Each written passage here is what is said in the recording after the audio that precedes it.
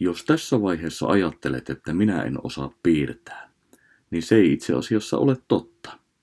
Jokainen osaa piirtää ja jokaisella on ideoita. Piirustustaito on jokaisella, joka kykenee vetämään viivan paperille. Jos osaat piirtää tikkuukkoja, niin silloin osaat piirtää myös sarjakuvahahmoja. Moi kaikille! Tervetuloa tänne virtuaaliseen sarjakuvapajaan. Mä olen Harri Filppa, oululainen sarjakuvan tekijä, ja lähden nyt johdattelemaan teitä sarjakuvan perusteisiin. Sarjakuva on kuvasarjan avulla kerrottu kertomus, jonka yhtenä tärkeimpänä osana ovat ruudut. Niihin sijoittuvat kuvat, joiden yhteyteen voidaan liittää myös ääntä, liikettä ja esimerkiksi tunnetiloja kuvaavia merkintöjä. Kuvien yhteyteen voidaan sarjakuvassa liittää myös puhe ja muita tekstejä, kuten esimerkiksi ajatuksia. Sarjakuvaruutujen välissä oleva tila antaa lukijalle aikaa ajatella. Siirryttäessä ruudusta ruutuun lukija tulkitsee tarinan omalla tavallaan. Ja tuosta osoitteesta löytyy ohjeita myöskin tähän pajaan, ja siellä on kerättynä paljon linkkejä erilaisiin sivustoihin, joiden kautta voi hakea lisätietoa. Eli nyt ei ole pakko edes lähteä kirjastosta hakemaan sitä inspiraatiota, vaan paljon löytyy suoraan tuolta internetistä. Sarjakuva on hyvin helppo aloittaa ja se on hyvin halpakin harrastus, koska oikeastaan tärkein asia, mitä tarvitaan, niin on tyhjä paperi. Paperia todennäköisesti aika monelta löytyy sieltä kotoa suoraan. Ja kynillä pääsee myöskin pitkälle. Eli tämä ei ole oikeastaan niinkään välineistä kiinni, että enempi on kyse inspiraatiosta. Ja sitä inspiraatiota me nimenomaan näiden tehtävien kautta lähdetään kehittämään. Toki jos sieltä kotoa löytyy myös viivottimia ja muita apuvälineitä, niin päästään tekemisessä hyvinkin eteenpäin. Mutta lähdetäänpä liikkeelle ensin sarjakuvan tärkeimmästä asiasta, eli ruudut. Minulla on ollut aina tapana sanoa, että ensimmäinen viiva on tärkein. Sitten paperi ei ole enää tyhjä. Ruudut ovat se sarjakuvan osa, jolla tarina kerrotaan lukijalle eteenpäin. Eli ruudusta ruutuun siirtyminen on sarjakuvassa tärkeässä roolissa. Tässä välissä voitte laittaa tämän videon hetkeksi paussille ja piirtäkääpä sinne teidän sarjakuvaanne tämä ruutujako. Voitte käyttää apuna esimerkiksi myös viivotinta. Ja sitten jatketaan sen jälkeen. Tähän esimerkkiin piirsin tällaisen 3 ruudun sarjakuvan. Näitä kutsutaan yleisesti strippisarjakuviksi. Ja niitä voi lukea esimerkiksi sanomalehdistä. Suomessa onneksi julkaistaan sanomalehdissä oikein mukavasti sarjakuvaa nykypäivänä. Mutta mä jätän tässä mun esimerkissä nyt tuon keskimmäisen ruudun piirtämättä. Tärkeintä on se, että lukija hoksaa, että miten tämä sarjakuva etenee. Eli tässä ei oikeastaan 3-ruutussa sarjakuvassa välttämättä tarvitakaan tuota keskimmäisen ruudun näitä kehyksiä. Ruutujen lisäksi erittäin tärkeä osa sarjakuvakerrontaa ovat totta kai kuvat. Ja kuvissa mä voisin jakaa ne vähän niin kuin 2 osaan. Et kuvissa tärkeässä roolissa ovat toki hahmot, mutta myöskin taustat. Ja hahmojen välityksellä sarjakuvassa kerrotaan tarinaa eteenpäin. Mä piirrän tähän nyt hahmoja. Mennään nyt tämmöisillä helpoilla tikkuukkohahmoilla eteenpäin. Ja Tuossa on aluksi tuommoisia koko vartalokuvia. Ja sitten tuohon keskimmäiseen ruutuun piirrän lähikuvan näistä hahmoista. Niin palataan jälleen tämmöiseen koko vartalokuvaan. Ja mä laitan ne vaikka tosta kävelemään tuonne oikealle päin.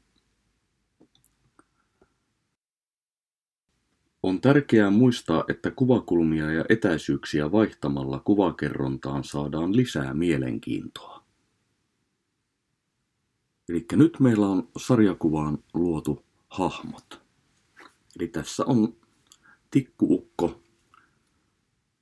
nainen ja mies, tyttö ja poika. Miten tämä nyt haluaa nähdä? Tikkuukolla pärjää myöskin, koska tärkeintä sarjakuvassa on se tarina. Ja tarinaan kuuluvat luonnollisesti myös tapahtumapaikat. Tähän mä voisin piirtää esimerkiksi tämmöisen rakennuksen. Tästä voi päätellä, että onkohan tämä nyt koulu, kirjasto tai vastaava. Ja tuonne taustalle kuusimetsän. Kannattaa huomioida, että tapahtumapaikka ei sekoitu liikaa näihin hahmoihin, vaan saadaan pidettyä ne hahmot sopivasti esillä. Toiseen ruutuun en piirrännyt ollenkaan tätä taustaa ja viimeiseen ruutuun piirrän tänne jälleen tätä kuusimetsää. Eli ensimmäisessä ruudussa hahmot selkeästi ovat siellä pihamaalla ja toisessa ruudussa, kun jätin taustat piirtämättä, niin mä oletan, että lukija yhä edelleen tietää, että nämä hahmot ovat siellä samaisella pihamaalla. Ja viimeisessä ruudussa tuo taustalla oleva kuusimetsä viestii taas siitä, että hahmot poistuvat täältä pihamaalta. Kaikista tärkeintä on tuoda se tapahtumapaikka esille nimenomaan siellä sarjakuvan alussa, koska sillä saadaan se viesti menemään heti sille lukijalle. Ja nyt otetaan esimerkiksi lyijykynä käteen ja tässä vaiheessa pidetään jälleen pieni tauko ja voitte sinne omaan tarinaanne lähteä kehittämään näitä hahmoja ja taustoja. Jos tuntuu hankalalta, että miten tässä nyt lähtee liikkeelle ja mitä hahmoja tai mitä taustoja käyttää, niin mä voisin sanoa vaikka, että ottakaa hahmoiksi tyttö ja poika ja tapahtumapaikaksi esimerkiksi kirjaston pihamaa. Ja tuolta internet-sivultamme löytyy myöskin semmoinen ideageneraattori, jolla pystytte muodostamaan itsellenne 2 hahmoa ja tapahtumapaikan. Siellä on semmoinen kone, joka arpoo ne automaattisesti. Mutta kun olette päässeet hahmojen ja taustojen piirtämisessä eteenpäin ja saaneet ne siihen paperille sopivasti sommiteltua, niin jatketaan sitten seuraavaan vaiheeseen.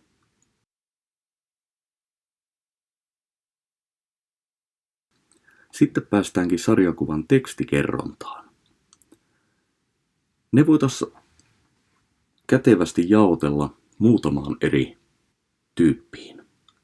Eli on kertova teksti, jotka on yleensä tämmöisiä esimerkiksi tänne ruutujen yläkulmiin sijoittuvia laatikkoja, jonka avulla voidaan kertoa tarkempaa tietoa esimerkiksi tapahtumapaikoista, tapahtuman ajankohdista ja muista tämmöisistä. Sinne voi helposti laittaa semmoisia asioita, mitä kuvilla on hyvin hankala kertoa. Mä voisin tähän vaikka laittaa, että tämän tapahtumapaikka on Oulussa ja vuosi voisi olla 2020. Ja toinen tärkeä sarjakuvan tekstikerronnan muoto ovat puhetekstit. Ne voidaan ilmaista esimerkiksi tämmöisellä puoliympyrän muotoisilla puhekuplilla, joissa semmoinen tuo pieni väkänen osoittaa sitä puhujaa. Mutta välttämättä näitä puhekuplia ei tarvita, vaan riittää ihan tämmöinen pieni väkänen, joka osoittaa kohti sitä puhujaa. Tärkeintä on, että se lukija ymmärtää, että kuka puhuu.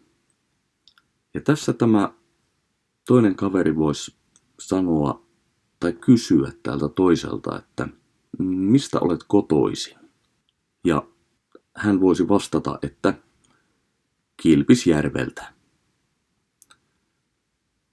Ja puhetekstin lisäksi sarjakuvassa käytetään yleensä ajatuskuplia. Eli ajatuskuplat ovat tämmöisiä pilven tapaisia elementtejä, josta lähtee tuommoisia pieniä palluroita kohti sitä, joka ajattelee. Ja hän voisi sitten vaikka ajatella tähän, että käsivarresta. Eli nyt meillä on hyvinkin yksinkertaistettu pieni strippisarjakuva tehtynä. Tässä vaiheessa pyytäisinkin teitä, että lähtekää te myös miettimään sinne teidän sarjakuvaan niitä tekstikerronnan sisältöjä. Tässä vielä siis korostettuna nämä tekstikerronnan muodot. Kertova teksti, jonka avulla voidaan kertoa esimerkiksi tietoa tapahtumapaikasta, ajasta tai erilaisista tunnetiloista. Kuten esimerkiksi tuohon voisi kirjoittaa, että metsä tuoksuu joululta, joka on hyvin hankala kuvittaa. Puhetekstien kautta sarjakuvan hahmot keskustelevat keskenään ja ajatuskuplien välityksellä tuodaan lukijalle esille sellaisia asioita, joita halutaan, että muut sarjakuvan hahmot eivät kuule.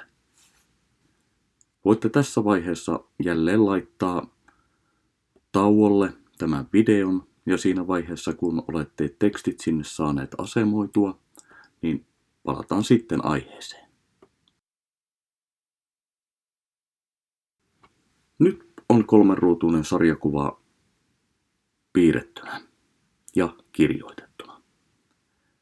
Ja tähän mennessä, kun ollaan työskennelty nyt lyijykynällä, niin se on antaa vielä anteeksi paljon asioita. Koska seuraavaksi kiinnittäkää huomiota seuraaviin asioihin. Tarkastakaa, että teksti on hyvin luettavissa. Tarkastakaa myös, että teidän hahmonne erottuvat sieltä taustoista. Ja lisäksi, että kuplien ja hahmojen välillä on sopivasti tyhjää tilaa. Mikäli kupla on liian pieni, niin sitä voi isontaa, tai sitten vaihtoehtoisesti tekstiä voi hieman pienentää. No niin, nyt päästään puhtaaksi piirtämisvaiheeseen. Eli ensin tehkää sinne nuo korjaukset, mikäli on tarvis, ja sen jälkeen ottakaa jonkinlainen, esimerkiksi huopakynä tai tussi, semmoinen hyvin tarttuva. Itse suosin tällaisia mustia huopakyniä. Ja puhtaaksi piirtämisvaiheessa on tärkeää se, että kaikkia sitä ei tarvitse piirtää, mitä te olette sinne luonnostellut, vaan piirtäkää vain tarpeellinen puhtaaksi. Ja muistakaa, että kun piirrätte tussilla, niin se kynänkärki kun kerran sinne paperiin koskee, niin sitä ei saa sieltä enää kyllä pyyhittyä millään pois. Ja minä käytän itse digitaalista työkalua, eli piirrän tabletilla ja tällaisella sähköisellä kynällä. Ja tässä omassa sarjakuvassani siirrän nyt tämän piirustustason tällaiseksi vaaleaharmaaksi, niin voin nyt siihen päälle piirtää sitten uudelle tasolle mustaa viivaa ja luonnoksen puhtaaksi. Tässä vaiheessa voidaan jälleen laittaa video tauolle ja puhtaaksi piirtämisen jälkeen jatketaan sitten vielä viimeiseen vaiheeseen. Minäkin jatkan täällä.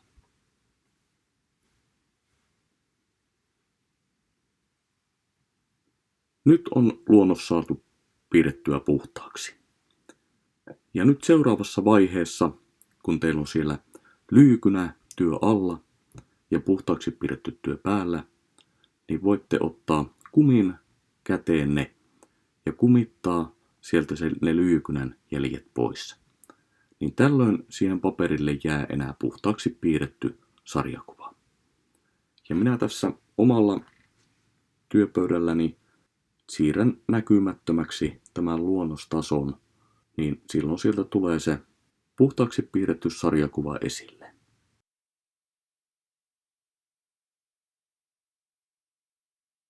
Ja sitten voitaisiin tehdä vielä viimeisiä juttuja sinne sarjakuvaan. Voitte laittaa hieman esimerkiksi varjoja näille hahmoille ja tuoda sinne tommosia pieniä yksityiskohtia, kuten minä tässä nyt piirrän esimerkiksi kuuseen havuja, taivaalle pilven ja katolle hieman tiiliä. Varjojen hyödyntäminen kuvassa on tärkeää tilantunnon luomisen kannalta. Yksinkertaisen heittovarjon avulla esineet ja asiat saa näyttämään siltä, että ne ovat tukevasti maan pinnalla.